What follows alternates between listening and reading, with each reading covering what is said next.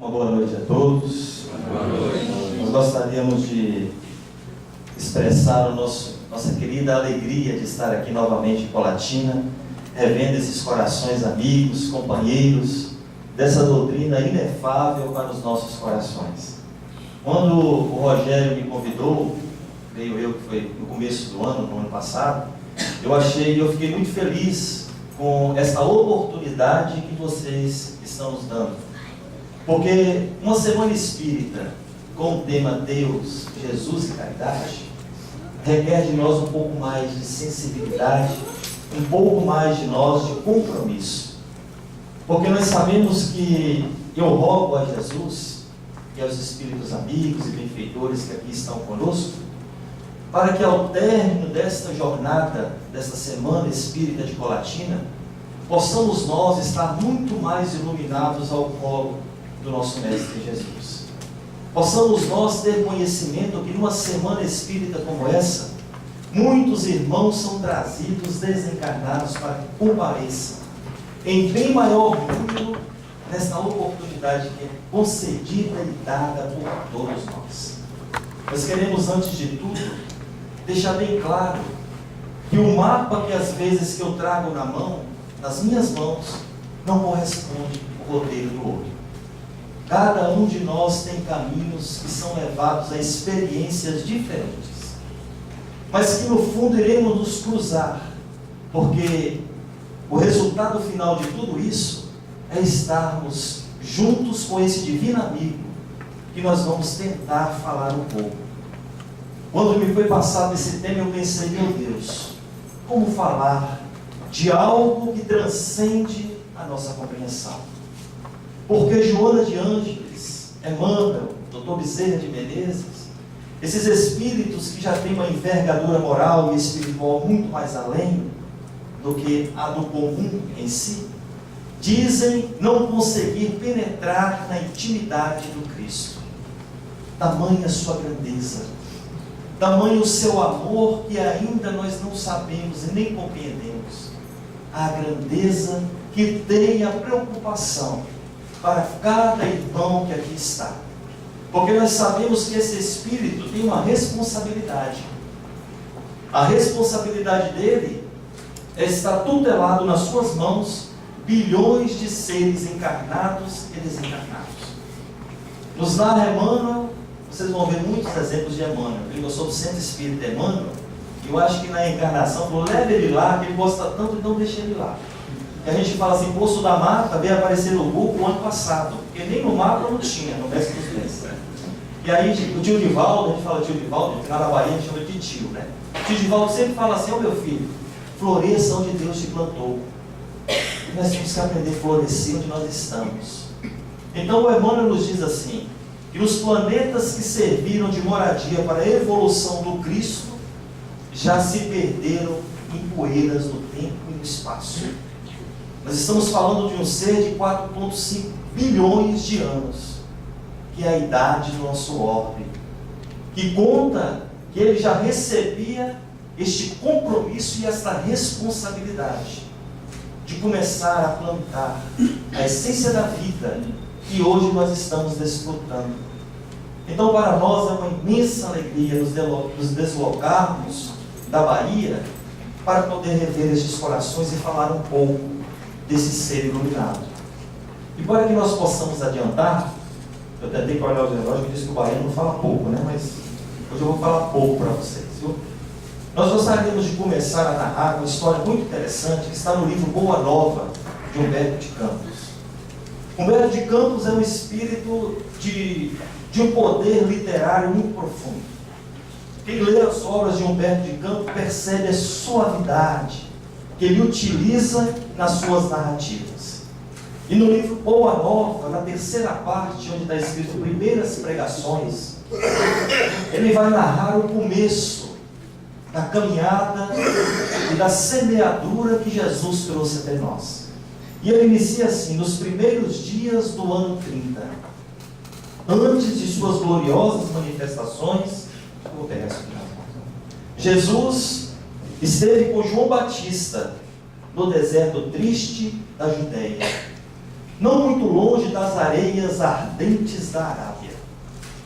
E ele prossegue. Jesus ficou junto com o Batista durante alguns dias, no campo ríspido do jejum e no campo da penitência.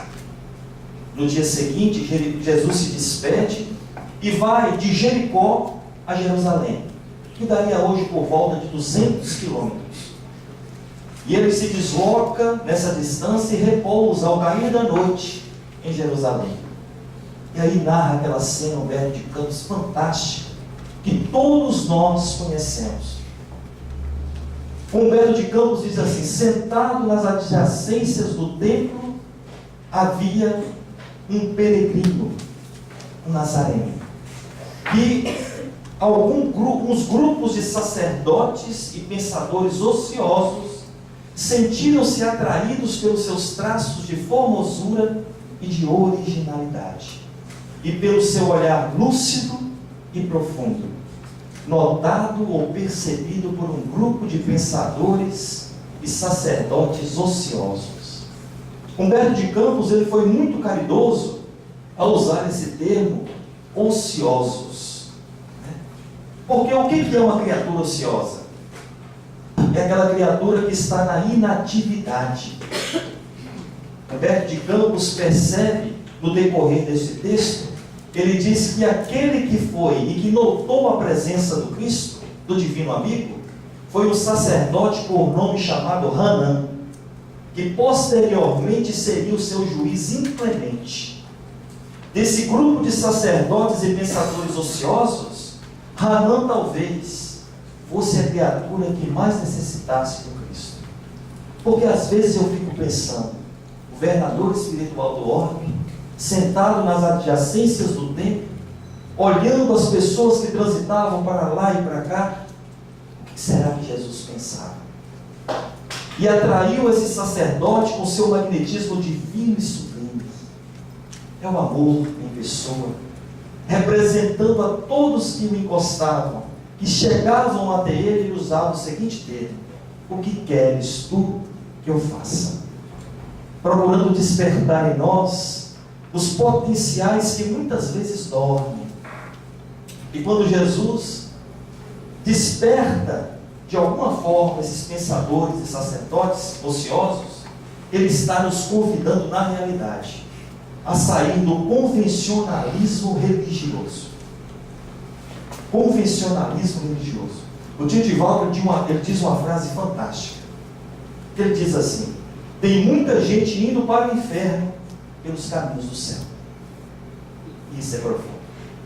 Você sabe o que é isso? É você estar dentro da casa espírita neste momento, com todas as ferramentas, com todas as instruções necessárias, mas nós ainda não abrimos os nossos olhos. Sabe por quê? Porque a nossa postura é inadequada.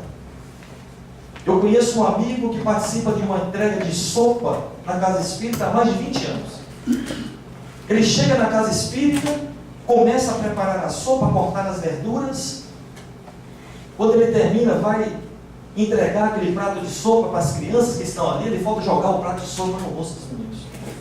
Por quê? Ele já anda estressado do trabalho. Tem muita gente que para o inferno pelos caminhos do céu.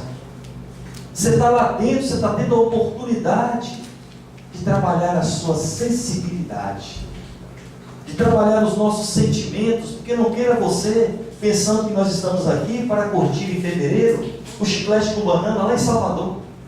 Não, nós temos compromissos inadiáveis, porque na condição de espíritos imortais, cada um que está aqui está reparando algo que precisa ser consertado perante as leis divinas, que muitas vezes nós nos afastamos.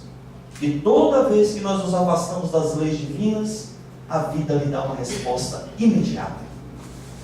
E talvez seja por isso que nós estamos aqui. Porque na casa espírita nós falamos de quê? De paciência, de perdão. Nós falamos de caridade, de fé. E aí? Quando é que a gente vai saber? Oi.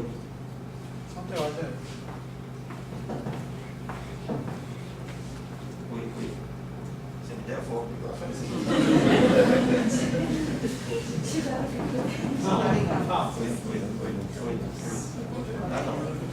Isso é obsessão eletrônica, Corinthians. Fique tranquilo, nós vamos resolver. Mas ele está ligado. Oi.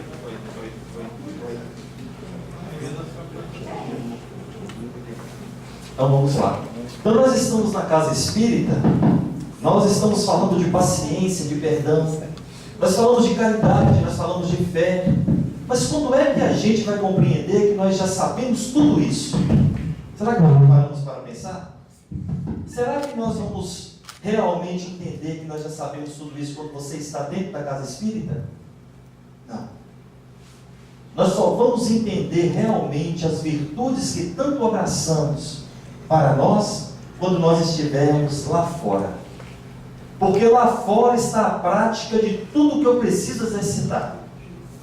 É preciso vivenciar o que nós sabemos numa fila de banco.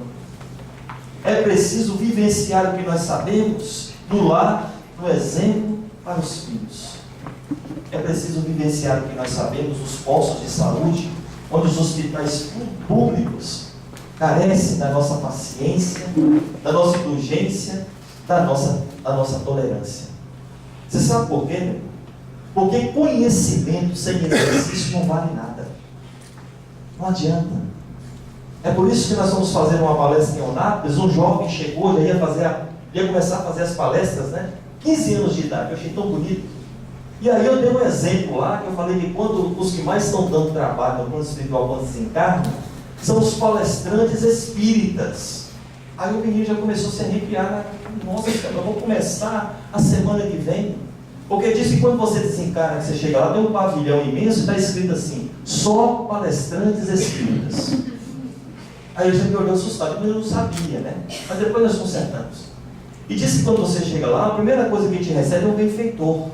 E você sabe que o benfeitor fala em harmonia, não fala alto, né? Igual nós. Nos trata muito bem, porque entende a condição ainda da involução da criatura. Então ele chega para ele e fala: seja bem-vindo, meu irmão. Vamos lá. Se você chega na entrada, tem um senhor lá em uma postura, e ele te dá uma vassoura para você varrer e pensar no que você falava e você fazia quando você estava fazendo as palestras. Porque é muito fácil, mas não é. A doutrina nos pede para que a gente possa viver de acordo com aquilo que a gente já consegue trabalhar. Porque praticar é operacionalizar. E é isso que Jesus nos diz a todo momento. Você já pensou uma fé sem obras? Uma fé morta. E a educação na visão espírita é realmente a mudança de hábitos. Porque educar é estar aberto a mudanças. Por isso Cristo sempre falava a primeira bem-aventurança: bem-aventurados os pobres de espíritos, porque deles é o reino dos céus. Será que alguém sabe por que Jesus iniciou a primeira parábola, a primeira bem-aventurança, com este ensinamento? Porque Jesus está falando de humildade. Se nós não tivermos humildade, você não está aberto a mudanças. Porque quem se crê perfeito não precisa melhorar. E Jesus, entendendo na qualidade de um sábio entendedor, sabia que nós precisamos trabalhar a primeira virtude para alcançarmos as demais, a humildade. Porque às vezes o palestrante vem aqui fazer uma temática, você está sentado aí, ouvindo, ele fala um determinado assunto, você dá uma cutucadinha que está do lado e fala: ó, fulano aqui devia estar aqui para ouvir o que ele está falando, ele não veio. E às vezes é para você, não é para fulano. É a humildade que nós temos que plantar no coração. Nós sabemos que é difícil seguir este curso, porque na condição de criaturas imperfeitas, nós estamos sujeitos a deslizes, a quedas, processo natural. Por isso que Jesus falava: aquele que toma do arado e olha para trás, não é digno de entrar no reino dos céus. Ele entende as nossas fragilidades, são os nossos compromissos. Nós temos que seguir para frente, né? Emmanuel diz assim: começar é fácil, continuar é difícil, concluir é sacrificar-se. E aí deu um exemplo interessante. Certa feita, é até engraçado esse exemplo, certa feita o senhor foi abastecer o seu carro em um posto de combustível, ele desce do carro, dá ao frentista a chave para que ele abasteça, só que do lado ele percebe que tinha um cachorro deitado que estava uivando, chorando e latindo. E o cachorro chamou a atenção dele. Ele prossegue, vai ao banheiro, lava as mãos. Quando ele volta para pagar ao frentista, o cachorro encontrava na mesma posição, chorando e uivando de dor. Ele vira para o frentista e diz assim: por que esse cachorro, meu amigo, está chorando tanto desse jeito aí? O frentista vira para ele e fala: não, é porque ele está deitado em cima de um prego. Ele acha que ele esquece, para cima de um prego? Mas ele não vai levantar não? Não, é que a dor que ele está sentindo não é suficiente, é suficiente para ele chorar, mas ainda não é suficiente para ele levantar. É a dor que muitas vezes nos envolve.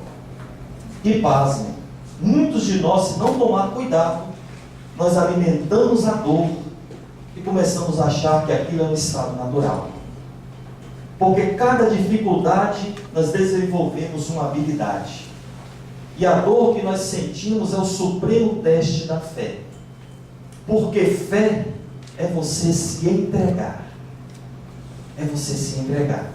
Oscar Wilde, ele é um intelectual radicado nos Estados Unidos, ele diz uma frase maravilhosa. Ele diz assim: se Deus quiser me castigar de verdade, basta que Ele me conceda todos os seus desejos. Porque nem sempre nós estamos preparados pelo que você está desejando neste momento. Nem sempre o meu piso espiritual está de acordo com o que eu estou querendo ardentemente na minha vida neste momento. Eu costumo dizer que tudo que é seu está guardado e virá ao seu encontro no momento certo.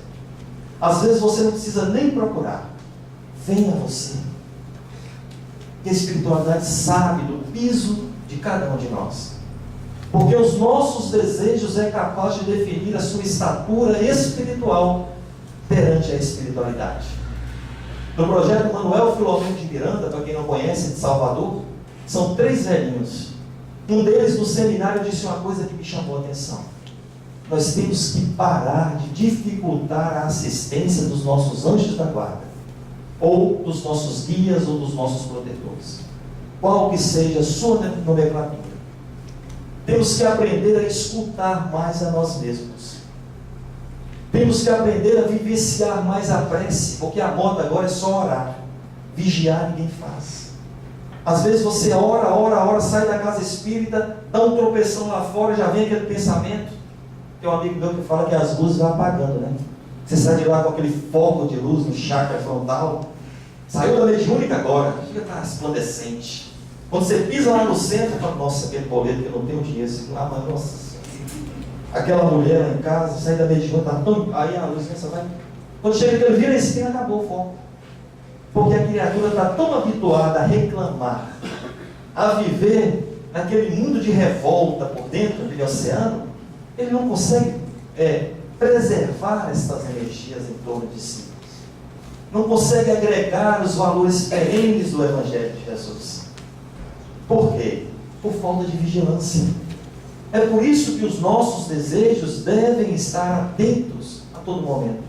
Porque na questão 625 do Livro dos Espíritos, todos nós sabemos a resposta. Mas será que nós já analisamos a pergunta de Allan Kardec, que é o bom senso encarnado? Ele diz assim: qual o tipo mais perfeito Deus tem oferecido ao homem para lhe servir de guia e modelo? Por que Kardec pergunta que Deus tem oferecido?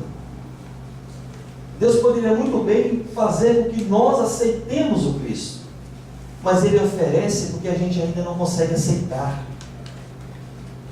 É por isso que nós ainda temos essa dificuldade. Na condição em que nós estamos, no nível evolutivo, o patamar evolutivo de cada um de nós.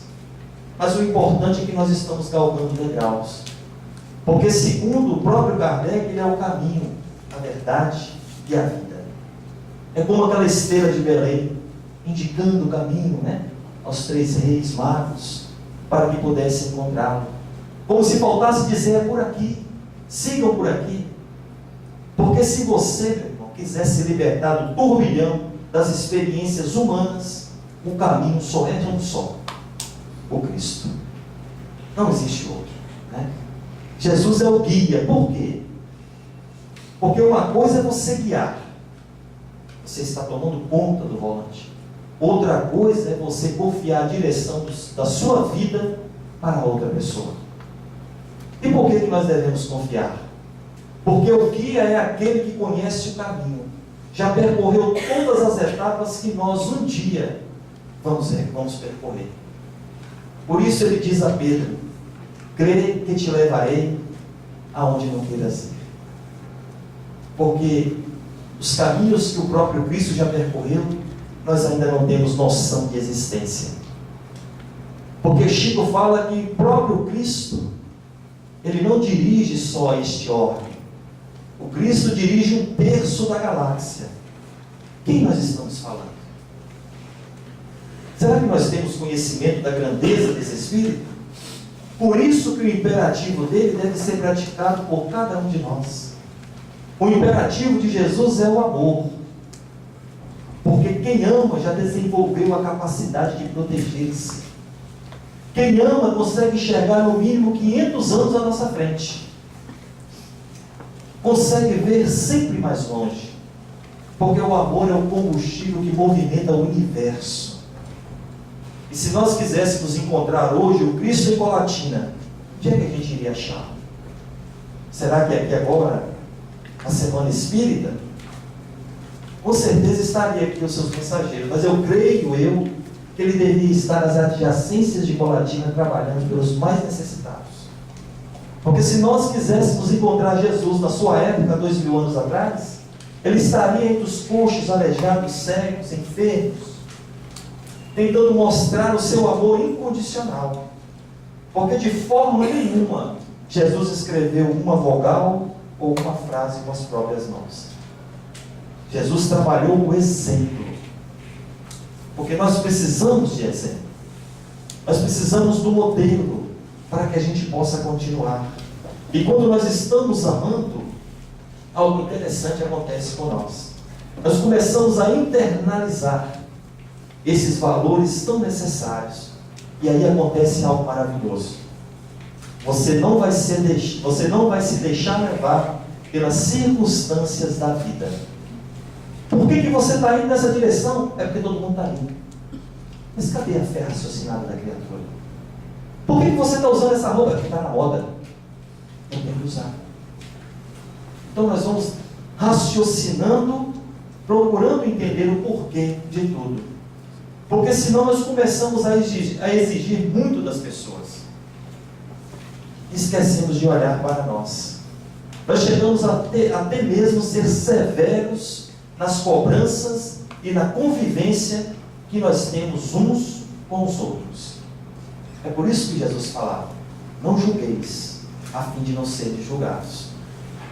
E se nós não prestarmos atenção, nós temos esse hábito vicioso, principalmente no seio da nossa família.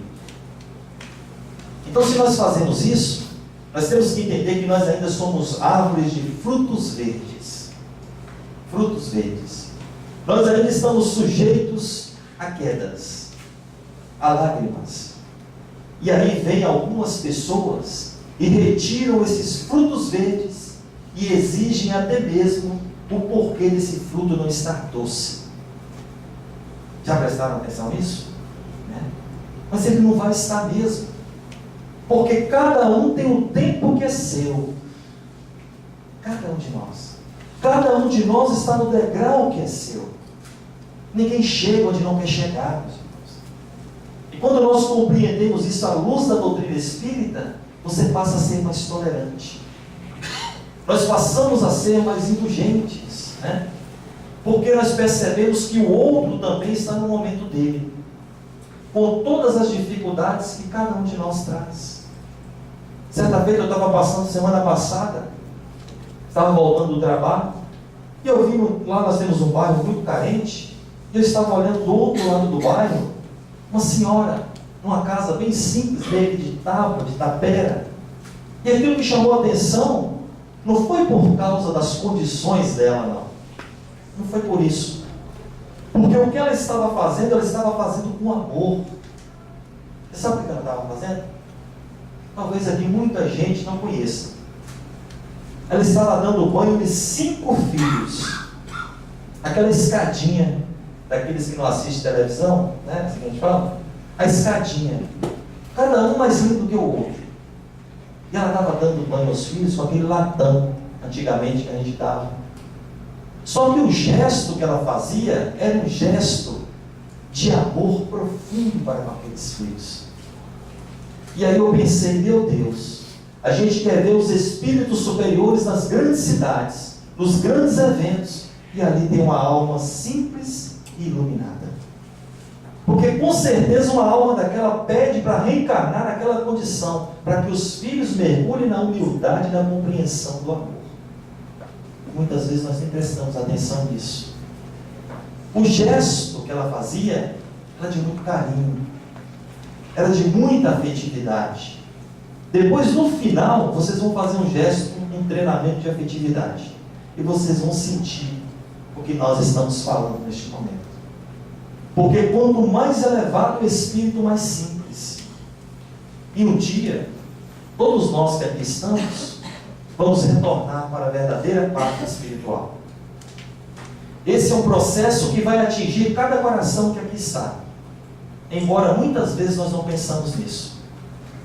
Nós só pensamos realmente nisso quando às vezes isso chega a atingir o meu ciclo familiar. As pessoas que eu amo.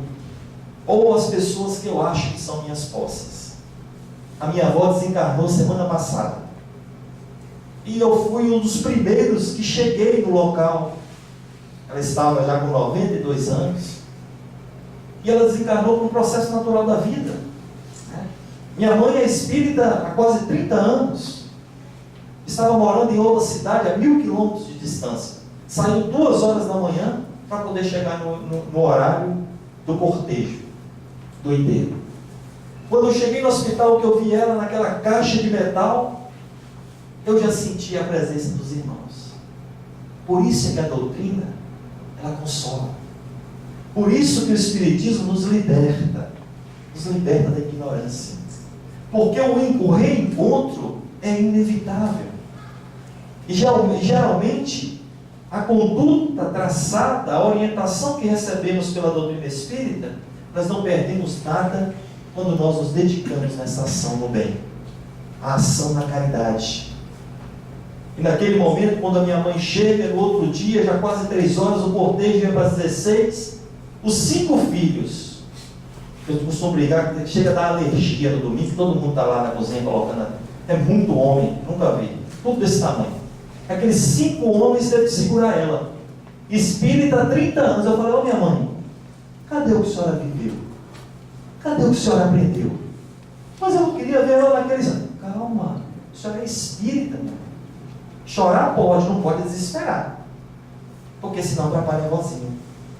Aí ela teve que respirar, sentar primeiramente, tomar consciência, mas a gente entende, é mãe, né? A gente também tem que entender, porque havia outros espíritas lá. A gente entende que uma pessoa que viaja quase uma noite e um dia na ânsia de ver a mãe naquele estado, não é fácil. Mas nós precisamos ter um pouco de prudência, porque o processo é um processo de desligamento, né? Então essas coisas que a doutrina nos traz é importante, principalmente para nós espíritas, começando hoje em dia no movimento, há muitos espíritas desertando do compromisso. Você sabe por quê? Muita gente não quer abraçar compromissos, causas. E nós precisamos estar atentos, porque muitos se deslocarão de onde estão para vir até nós, pedir um conselho, um abraço, pedir um esclarecimento. Porque quando nós começamos a estudar a doutrina espírita, nós começamos a ficar mais fortalecidos diante das surpresas que muitas vezes a vida nos trará. Porque quando nós retornarmos ao plano espiritual, nós não seremos recepcionados por São Pedro, por Jesus. Quando eu voltar, eu quero ser recepcionado pelo Cristo. Aí um patamar mais acima. Nós não seremos recepcionados por Bezerra de Menezes, Eurípides Barçanufo. Não, gente. A gente vai ser recepcionados por almas simples e cheias de luz. Essa vai ser a nossa recepção. E aí muitas vezes a gente vai ficar envergonhado, porque nós vamos falar assim: meu Deus do céu, eu convivi tanto tempo com essa criatura, essa alma simples, e me deixei enganar pelas circunstâncias, das aparências. É por isso que nós temos que despertar em nós a questão da humildade, da simplicidade. Nós não podemos afastar de forma nenhuma das pessoas que têm dificuldades, que têm problemas, porque isso não pega, isso não é contagioso, isso não é doença. Essas pessoas, na realidade, necessitam da sua presença, necessitam de nós, né? Porque ainda que nós consigamos ajudar de um ângulo diferente, é preciso se dedicar cada vez mais. A gente ainda não consegue provocar o amor na esposa. Já prestaram atenção nisso? A gente ainda não consegue provocar o amor dos filhos. Como que eu vou conseguir mudar o mundo se eu não consigo ter pequenos gestos de afetividade dentro do meu próprio lar? Dentro da própria casa espírita onde eu frequento? Às vezes a esposa que trabalha em casa fica ali o dia todo aguardando o esposo entrar para lhe dar um abraço. Ele passa por ela: vou tomar meu banho. Não pega, não tem a sensibilidade. Porque você sabe o que acontece? Com o tempo você passa a perder a questão da indulgência, da compreensão, da afetividade. E é isso que nós não podemos deixar que enfraqueça nos laços da família. Porque a família é o grande laboratório de reparação, segundo nos ensina o próprio André Luiz. Então é a importância de compreender o envolvimento do comprometimento que nós temos que ter com os nossos compromissos. Porque uma coisa é você falar: eu estou envolvido, e outra é você falar: eu estou comprometido. Porque eu dou um exemplo muito fácil para a gente entender. Por exemplo, você vai tomar o seu café da manhã naquela mesa maravilhosa, ali tem ovos, né? A galinha que colocou o ovo para você, que botou, ela está envolvida no seu café da manhã, né? Mas se tiver bacon, o porco se comprometeu. Qual que é melhor? Qual que deu mais resultado? Quem se envolveu ou quem se comprometeu? Se comprometeu. É isso que a doutrina quer de nós.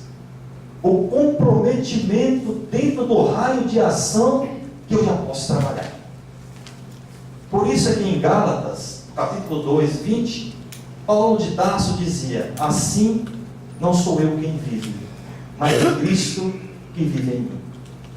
Eu gostaria de narrar uma história para vocês, que eu vi numa palestra, que eu achei muito interessante, que conta que certa feita, Santo Antônio, que é o casamenteiro mesmo, para as solteiras aí, né? Santo Antônio, né? Disse que ele possuía uma meta, logo muito novinho, e a meta dele era o aperfeiçoamento moral. Santo Antônio estava fazendo uma espécie de Olimpíada, né? Nós estamos vivendo o espírito da Olimpíada no nosso país, mas também ele trazia um desejo enorme de se tornar um santo. Era o desejo dele. Um homem que queria verdadeiramente ser santo. E aí, durante muito tempo, ele se isolou. Ele passou a se vigiar mais, a se policiar, né? Para que realizasse ardentemente esse desejo. Passou por um processo de transformação moral, da reforma íntima que a doutrina nos orienta, que se refere a Allan Kardec como uma construção de cada dia. Então passaram-se muitos anos e ele se encontrava sempre em meditação e oração. Todos os dias, quando o sol raiava, ele recebia uma visita.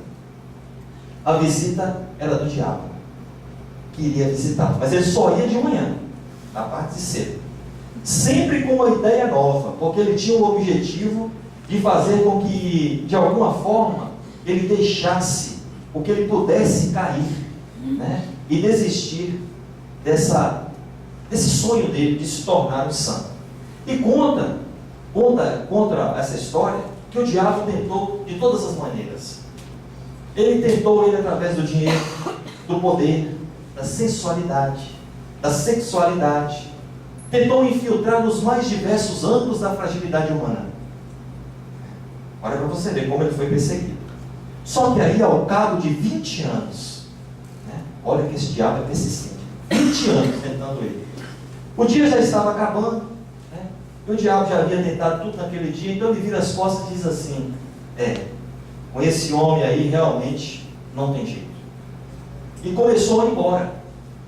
Nesse momento, Santo Antônio ajoelha, ergue as suas mãos para o céu, e nesse momento ele diz: Jesus, me tornei um santo. E aí, quando o diabo escuta isso, ele olha para trás e diz: agora eu tenho uma chance. Porque ele quis se intitular santo. Faltando o que para Santo Antônio? A humildade.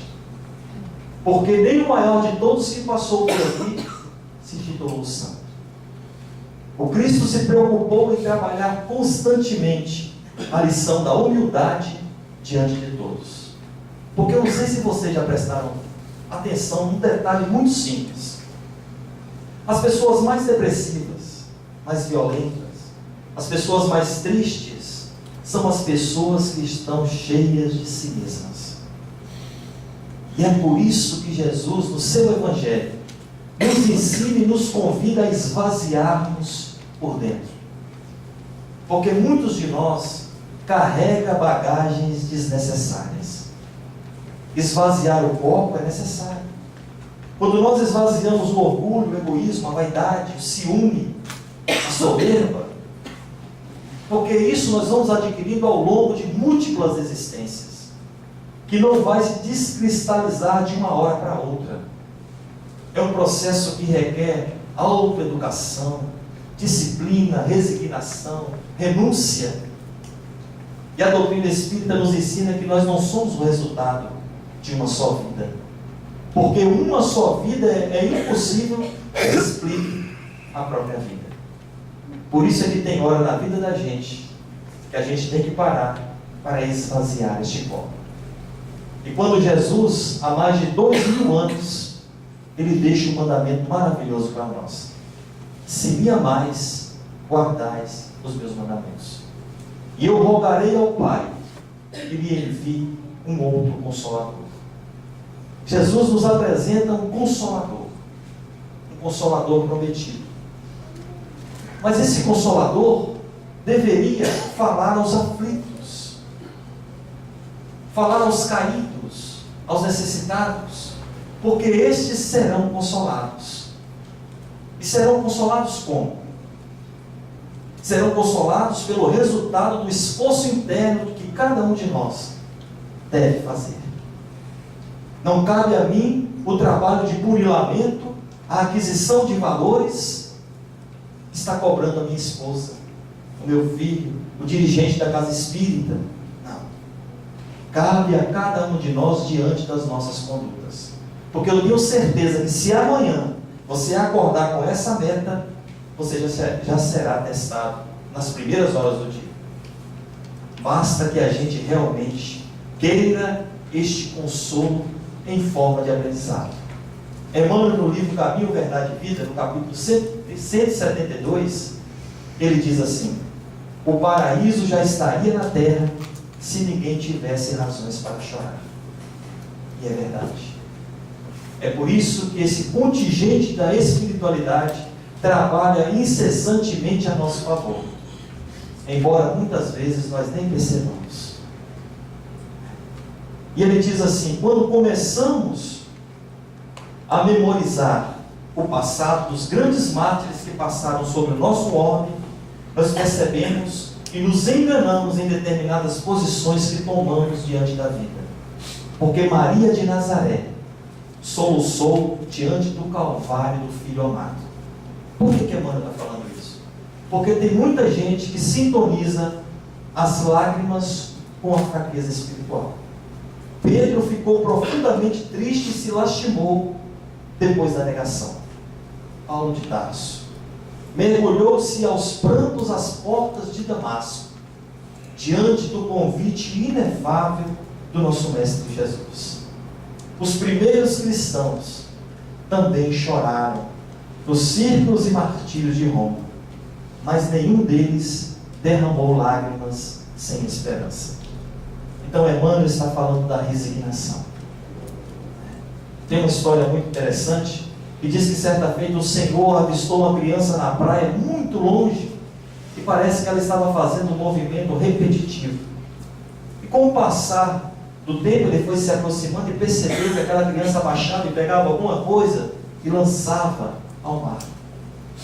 Ele chega próximo dela e diz: o que fazes? E ele diz assim: eu estou devolvendo para o mar as estrelas que o mar manda de volta para a areia. Mas por que você está fazendo isso? Porque se eu não fizer, elas vão morrer. E ele novamente diz aí: mas quando você manda uma estrela para o mar manda dezenas de estrelas, quando não muito, centenas, de volta. A criança abaixou e, olhando o Senhor, lhe disse: mas que diferença isso faz, menino? Ele pega a estrela, segura na mão e diz: para essa estrela fez a diferença. E é isso que nessa semana, essa semana espírita de Colatina, nós possamos ter a consciência, ainda aqui, sabendo que nós podemos fazer a diferença. Porque não se pode falar de Deus, não se pode falar do Cristo, nem de caridade, sem que nós tenhamos o compromisso, sem que você acredite que você é capaz de fazer a diferença. A diferença para o mundo, um dia nós vamos conseguir fazer. Fazer a diferença para aqueles que se encontram próximos de nós, com quem está perto da gente. Porque se todos nós, meus irmãos, dessemos as mãos, todos juntos, não teriam tantas mãos livres para matar, para roubar, para traficar. Né? Mas essa é justamente o que o Evangelho, a tarefa que o Evangelho nos traz segundo o Espiritismo. A tarefa do homem de bem, de aprendermos a dar as mãos para que possamos fazer a diferença. E todos nós, unidos com o pensamento em Jesus, nós podemos conseguir. Ora mais tarde, ora mais cedo, iremos despertar em nossos corações essa necessidade. Porque eu digo sempre: viva de acordo com aquilo que você acredita. Se você acredita nos ensinamentos da doutrina espírita, exerça, respire, viva dessa forma. Nós não perdemos nada. Pelo contrário, nós vamos agregando no nosso psiquismo esses recursos tão necessários. Quantas pessoas necessitadas nós podemos... Quem participa de reunião mediúnica sabe o que eu estou falando. Quantas comunicações e reuniões mediúnicas nós recebemos de irmãos em extremas necessidades. Porque a reunião mediúnica é um reflexo da vida. Se você tem a oportunidade, você verá irmãos que chegam em condições tristes, até mesmo de sensibilizar até mesmo os médios que estão na sustentação.